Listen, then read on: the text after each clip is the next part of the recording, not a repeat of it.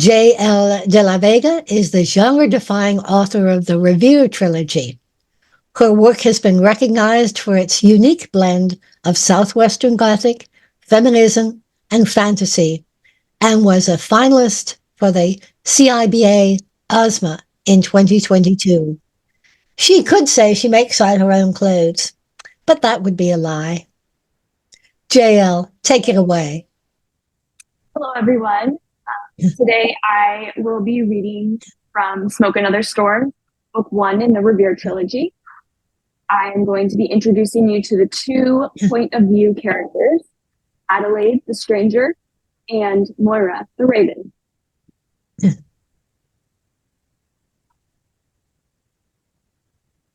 My name is Adelaide. I am 21 years old, eyes like bastard gray quartz.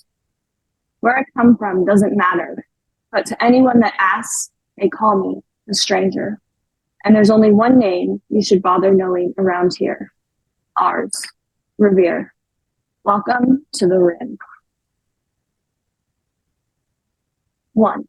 Adelaide. I was born with two shadows. One is thrown by the sun, the other is the stranger. The dried brush hugs the abandoned walls as I leave the rough grass and walk toward the fort, a thing of dust and focus. It looks dead, but there is a difference between things that are dead and those that only appear that way. 29. The number of steps I take before the fort shadow hits me. The stranger counts them for me. Few people can see her, but she's always with me, watching my back, counting my steps. It's not enough to notice details if you can't remember them later. The stranger remembers everything. She is a second pulse, sensing danger, sharp edges that frighten others. The one thing my mother managed to give me. My shoulder to the bleached wall, I listen deeper. Around me, the rim hisses behind a slow-moving wind. Behind the fort's chipped stone is silence. I drag my scarf off my face and whistle to my sister Megan, waiting down slope with the wagon. We are alone, the stranger confirms. Rock cracks as the horses get moving. I slip my hand through the gap to lift the plank from the inside slot, walking the gate open as the wagon rolls inside. Megan hops from the high seat, landing with a fresh cloud of dust. Her face is muffled with a blue scarf and goggles. The right eye is a red sniper's lens with distance dials, a left, all-purpose amber to dull the sun. I drop the plank back into its slot and shake the gate. There will be no surprises from behind. The smuggler's cache is in the jail room. 86 crates of Exodus brand ammunition.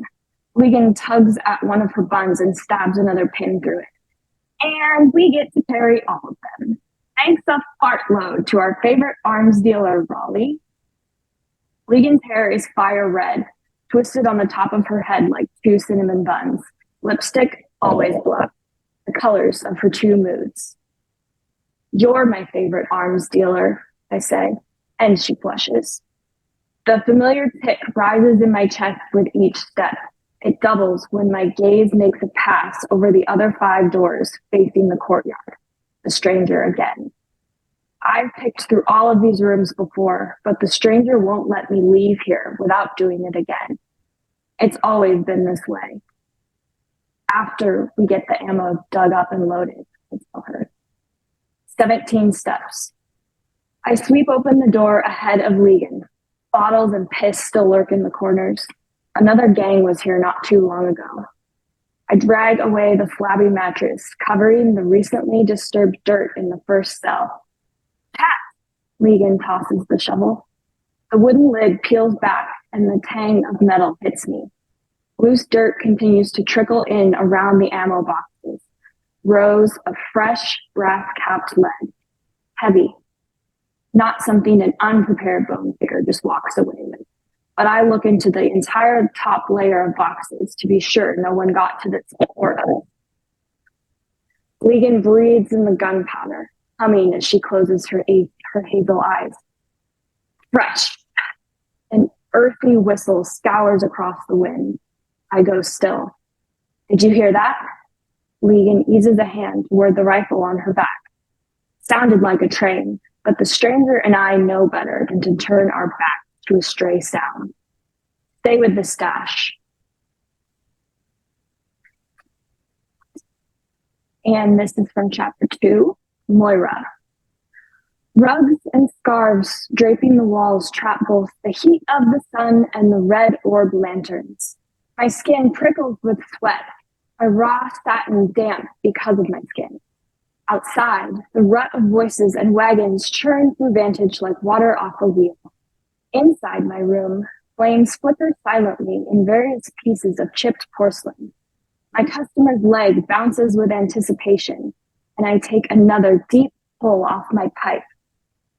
The rose tobacco fogs the craving in my nerves, a blush sweeter than candy, in my opinion, before I expel it into the haze gathered around us. A vanity's soot-clouded mirror still catches enough light to reflect the pencil bleeding around my dark lashes. It stings when the sweat runs the makeup into my eye. My left is covered by a black monocle, and my hair spilling lopsided. It's threaded with more silver than black since last season. I've made him suffer long enough. I pluck the sprig of incense from behind my ear and twist it inside the nearest flame until the curled bark ignites red and begins to smoke. The wood spice rises through the thick air, adding a deeper layer to the myrrh. My rust gold skirt flares wide as I turn. It's what these East Bloods expect to see from a fortune teller. Drama. I like to make one foolish dream come true before we rip the rest away. The man seated at my table breathes unsteadily, his waxed mustache already wilted with the heat. The fire quartz crystal brooding inside the lanterns paint his skin prairie lace scarlet. If you're ready to begin, give me your hands. All right, so that was Smoke Another Storm, book 1 in the Revere trilogy. Book 2, Ash Like Vengeance, is currently available. Book 3 will be releasing in May of 2025. If you like what you read, you can at least, or what you heard me read, you can at least go get the first 2 books. Thank you.